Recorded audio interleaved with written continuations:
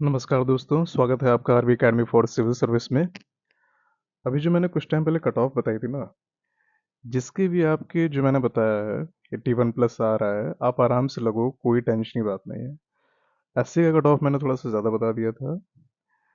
अ, जो आप 72 से 74 जिसका आ रहा है वो अपने आप को इन मान सकता है। देखिए, जिसका अगर कोई और एग्ज़ाम लगा हुआ है ना, तो वो तो ठीक है, अपना दूसरी तैयारी करे। बट जिसका एम ही सिविल सर्वेंट है, सिविल सर्विस की प्रिपरेशन करना है कि सिविल सर्वेंट बनना है, तो आप टाइम मत वेस्ट करो। नहीं होगा, होगा वो छोड़ दो। आप इतना आ रहे हो, आप पूरी उम्मीद रखो कि आपके होने के चांसेस हैं। मैंने कुछ तथ्य दिए थे, उसके आधार पे ही मैं कह रहा हूँ, मैं ऐसे नहीं कह रहा हूँ। ठीक है? तो चलो वो वीडियो आप देख लेना, तो आपका डाउट काफ़ी क्लियर हो जाएगा। फिलहाल हम लोग ये स्टार्ट करते हैं। जैसे आपका जो जीएस मेंस का जो पेपर है, तो उसमें 150 मार्क्स का आपकी हिंदी आती है। हिंदी का अच्छा खासा वेटेज है। 150 मार्क्स की हिंदी आई थी। और बहुत आराम से, जैसे लास्ट टाइम मेरे ही जो इसमें 104 नंबर आए थे, और ऐसा नहीं था कि मैंने बहुत एक्स्ट्रा कुछ किया था। लेकिन आप जहाँ से इसमें नंबर खींच सकते हो ना, वो आप खींचने की कोशिश करो। जो चीज़ रटी रटाई चीज़ है उसको रट डालो एकदम। और उसी प्रक्रिया में हम आज शासकीय पत्र देखते हैं। जैसे हम सिलेबस पे देखें तो आपके सिलेबस में यहाँ पे अगर आप देखेंगे,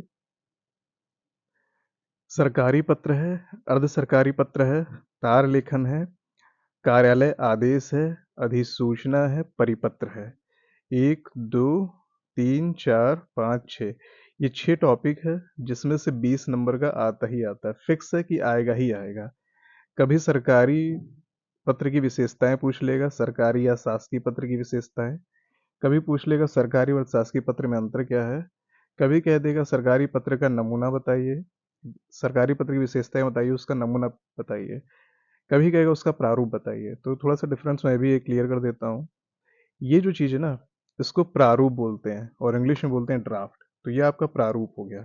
और अगर जैसे कहता है उदाहरण सहित बताइए, तो आपका ये उदाहरण हो जाएगा। देखिए, ये थोड़ी सही पिक नहीं आई है बिकॉज स्कैन नहीं किया था मैंने, बट ये मेरे नोट्स का ही था। तो ये जो है आपका उदाहरण सहित हो जाएगा। तो पहले हम देख लेते हैं, उसके बाद हम उसका प्रारूप भी देख लेंगे। तो सरकारी पत्र होता क्या है, पहले ये समझ लेते हैं। तो सरकारी पत्र के अंतर्गत जो है, किसी कार्यालय से आधिकारिक तौर पर किसी कर्मचारी, सार्वजनिक उपक्रमों, निजी संगठनों तथा जनसाधारण को पत्र लिखे जाते हैं। तो पहली बात तो ये जान लीजिए कि सरकारी पत्र है तो किसको लिखा जाता है? किसी कर्मचारी को, सार्वजनिक उपक्रमों को, निजी संगठनों को तथा जनसाधारण को पत्र लिखे जाते हैं। ये सरकारी पत्र की श्रेणी में आते हैं। इसमें सरकार के किसी निर्णय, समस्या निदान या नीति निर्माण से संबंधित विषयों का उल्लेख होता है। इसी पत्र को जियो या शासन आदेश भी कहा जाता है। और ये सर्वव्यापी है।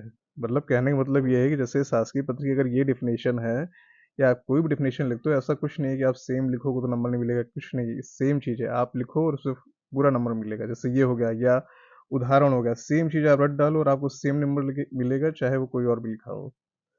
उसके बाद हम विशेषताएं देख लें। तो उद्गम की बात करते हैं। इसका उद्गम सदैव किसी शासकीय पद से होता है। यह सदैव पद से पद को प्रेषित किया जाता है। इसका संचालन द्विआयामी अर्थात कनिष्ठ से वरिष्ठ की ओर और वरिष्ठ से कनिष्ठ की ओर होता है, यानी कि एकल संचार होता है। जैसे कि हम देखते हैं कि ऊपर से नीचे की ओर, नीचे से ऊपर की ओर। यह पत्र एक निश्चित सांचे में ढला होता है। इसकी सामग्री बिल्कुल तथ्यपरक, संयत, स्पष्ट और सर्वथा शुद्ध होती है। देखिए, इन शब्दों पे ध्यान दीजिए। जो अच्छे मार्क्स मिलते हैं ना, वो अच्छे शब्द पे भी मिलते हैं, खासतौर पे हिंदी और निबंध का पेपर हो। तो जैसे यहाँ पे निश्चित सांचा, तथ्यपरक, संयत, स्पष्ट और सर्वथा शुद्ध। पत्र में लेखक की अपनी कोई बात न होकर तर्क संगत, विधि संगत कथन मात्र होता है। ठीक है? ये वर्ड्स याद रखिएगा, तर्क संगत, विधि संगत कथन, ये अच्छे मार्क्स दिलाते हैं। पत्र की सारी सामग्री यथार्थपरक तथ्यों, नियमों और उपनियमों से आबद्ध होती है। संक्षिप्तता सरकारी पत्रों की मूल विशेषता होती है। ये सदैव अन्य पुरुष शैली में लिखे जाते हैं। ठीक है, ध्यान रखिएगा कि उसका उद्गम कैसे हुआ, संचालन कैसा हुआ। तो द्विआयामी है, नीचे से ऊपर की ओर, ऊपर से नीचे की ओर। कैसा है, ये निश्चित सांचे में ढला हुआ है। उसके बाद कैसा है, तथ्यपरक है, संयत, स्पष्ट और सर्वथा शुद्ध है, नियमों और उपनियमों से आबद्ध है, संक्षिप्त है, इसकी मूल विशेषता है, अन्य पुरुष शैली में लिखा जाता है। अब बात करते हैं इसके प्रारूप की। ये मैंने खुद अच्छे से लिखा है कि ताकि एक एक चीज़ आपको समझ में आ सके, कौन किसके नीचे लिखा जाता है, कौन किसके बगल में लिखा जाता है, और बिल्कुल भी कंफ्यूजन मत हो। तो सबसे पहले राइट साइड लिखते हैं पत्रांक या पत्र संख्या, इस तरह से लिखेंगे और उसके बाद डैश डैश डैश डैश लगा दिया जाएगा। और उससे पहले भी आप कोशिश करिएगा, तो अच्छे इफ़ेक्ट पड़ता है कि जब कॉपी मिले ना, तो ये जो लाइन खींचिए ना, ये आप खुद खींच लीजिएगा। ये दोनों साइड, हालाँकि वहाँ खींचा होता है तो आवश्यकता नहीं है, मैंने यहाँ खींचा था, तो आप ये मत करिएगा, वहाँ तो होता ही है लाइन। हाँ, होता है लाइन। ठीक है, तो यहाँ पे पत्रांक हो गया और उसके बाद यहाँ पे हो गया आपका प्रेषक, प्रेषक के बाद है कॉमा और जस्ट कॉमा के बाद से नीचे की ओर लिखेंगे नाम और यहाँ लगा देंगे डैश डैश डैश और फिर कॉमा।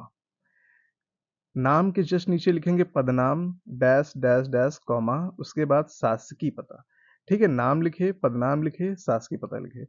उसके बाद देखिए प्र के नीचे से है, से के नीचे अ है, तो सेवा में फिर पद, पद के बाद क्या है शासकीय पता, डैश डैश डैश डैश करके फिर यहाँ पूर्ण विराम है और उसके बाद नीचे लिखेंगे अनुभाग, अनुभाग मतलब जैसे कि सेक्शन, कौन सा सेक्शन है, और उसके आगे डैश डैश, फिर यहाँ पर है ये दिनांक, उसके आगे हो गया स्थान, फिर हम लिखेंगे विषय कि हम किस विषय पर पत्र भेज रहे हैं, उस विषय को हम यहाँ उल्लिखित करेंगे। फिर हम लिखेंगे महोदय, महोदय के बाद हम लगाएंगे कॉमा और कॉमा के जस्ट नीचे से लिखेंगे मुझे यह कहने का निर्देश हुआ है। ये निर्देश शब्द है, इसको गलत मत समझना कि निर्देश होगा, ये निर्देश ही है। मुझे यह कहने का निर्देश हुआ है कि, उसके बाद हम डैश डैश कर देंगे और उसके बाद पूर्णविराम लगा देंगे, एक सेकंड पॉइंट डालेंगे, डैश डैश कर देंगे, यहाँ लिख देंगे। फिर हम उसके आगे लिखेंगे संलग्नक कि इसमें क्या-क्या संलग्न है, तो हम संलग्न कर देंगे, यहाँ डैश डैश कर देंगे, यहाँ पे एग्जांपल दे देंगे, मान लीजिए पहला और ये दूसरा हो गया डैश डैश। उसके बाद लिखेंगे हम यहाँ पे भवदी और उसके नीचे हस्ताक्षर, यहाँ पर होगा नाम, यहाँ पर होगा पदनाम। अभी नीचे देखेंगे तो और समझ में आ जाएगा। यहाँ पे हम देखेंगे सूचनार्थ प्रतिलिपि निम्नलिखित को प्रेषित कि हम किसको ये सूचनार्थ के लिए भेज रहे हैं, किस किस विभाग को या किस किस अधिकारी को। नंबर 1 एग्जाम्पल दे दिया, नंबर 2 दे दिया, डैश डैश कर दिया। ये हो गया आपका यहाँ से आज्ञा से, फिर आ जाएगा हस्ताक्षर, नाम, पदनाम। ठीक है, ये आपका प्रारूप हो गया, ये खत्म हो गया। ये हम लोग देख चुके हैं। अब मान लो हम इसका एक उदाहरण देख लेते हैं। ठीक है, थोड़ा सा पिक हो सकता है सही ना आई हो क्योंकि स्कैन नहीं था, मतलब स्कैन किया नहीं मैंने। तो उसके बाद ये देखिए यहाँ पे हम संख्या का नंबर डालते हैं, नंबर कोई भी आप डाल सकते हैं, उससे मतलब नहीं है। उसके बाद विभाग का नाम डालेंगे, वित्त मंत्रालय, भारत सरकार, नई दिल्ली। आप चाहे तो इसे रट सकते हो, मुझे यही रटा हुआ है। इससे छोटा चाहिए तो हो सकता है मैं कोशिश करूँगा वो भी दे दूंगा। और ये आप कोई 10 लोग भी एक जैसा लिखते हैं तो उससे कोई फर्क नहीं पड़ता है, क्योंकि यहाँ पे जो है वो आपका ये देखा जाता है कि आपका फॉर्मेट कैसा है, वो निश्चित सांचे में ढला है कि नहीं, तथ्यपरक है, संयंत्र है, स्पष्ट है, सर्वथा शुद्ध है कि नहीं। जो मैंने डेफिनेशन बताई थी वही चीज़ देखी जाती है। खैर, यहाँ भी देखिए सबसे पहले हमने प्रेषक का नाम लिखा, कॉमा लगाया, फिर हमने लिखा आर डी स्वामी, जैसे वहाँ पे आपने देखा था ना, क्या लिखा था, नाम और पद का नाम लिखा था, तो वही चीज़ हम देख रहे हैं, नाम पद नाम। और इस पे बिल्कुल संशय मत करिए, इसी पे ही मुझे नंबर मिले हैं तो मैं बिल्कुल बोल सकता हूँ कि सही है। प्रेषक हो गए, आर डी स्वामी हो गए, ये अपर सचिव साहब हो गए भारत सरकार, और उसके बाद आ गए सेवा में। सेवा में के बाद लिखा हुआ है कुलपति समस्त विद्यालय। ठीक है, कुलपति समस्त विद्यालय, और उसके नीचे जस्ट समस्त विश्वविद्यालय, यहाँ हम सेक्शन का नाम लिख देंगे अनुभाग, और ये है आपका शिक्षा विभाग। नई दिल्ली, दिनांक, दिनांक ये डाल दिया हमने, जो भी डालनी हो। विषय हो गया अनुसंधान छात्रवृत्ति, ठीक है, स्कॉलरशिप के लिए है ये। महोदय, ये कुछ नहीं है, ये ऐसे ही है। मुझे यह कहने का निर्देश हुआ है, भारत सरकार ने शोध की गुणवत्ता बनाए रखने तथा अधिकाधिक प्रतिभाशाली छात्रों को शोध कार्य हेतु प्रोत्साहित करने के लिए 5,000 रुपये प्रति माह प्रति छात्र को शोध वृत्ति देने का निर्णय किया गया है। कृपया अपने विश्वविद्यालयों के, देखिए दूसरा नंबर ना, ये डाल दीजिएगा। कृपया अपने विश्वविद्यालयों के विविध संकायों में शोधरत छात्रों की सूची तथा उन पर आने वाले व्यय भार को शीघ्र मंत्रालय को भेजने की व्यवस्था करें। यहाँ पर हम लिख देंगे भवदी, उसके नीचे हम लिखेंगे आर डी स्वामी, फिर हम लिखेंगे अपर सचिव भारत सरकार, या हम सूचनार्थ प्रतिलिपि जिनको भी प्रेषित करना उसको हम लिख देंगे। जब आप उदाहरण लिखते हैं तो कोई ज़रूरी नहीं कि प्रारूप की तरह लंबा लंबा करो, कोई ज़रूरी नहीं है। आप इतना भी लिखते हो ये इनफ है, सफिशिएंट है पूरा का पूरा। हाँ, जब आप प्रारूप लिखते हैं तो आप कोशिश करिएगा कि प्रारूप में आप पूरी पूरी चीज़ें दीजिए, कि आपको जैसे समझ में आता है, भवदी दे दीजिए, आज्ञा दे दीजिए, सब जो भी है दे दीजिए। लेकिन जब वहाँ करते हैं तो वहाँ ऐसी कोई बटन नहीं है। चलिए, थैंक यू।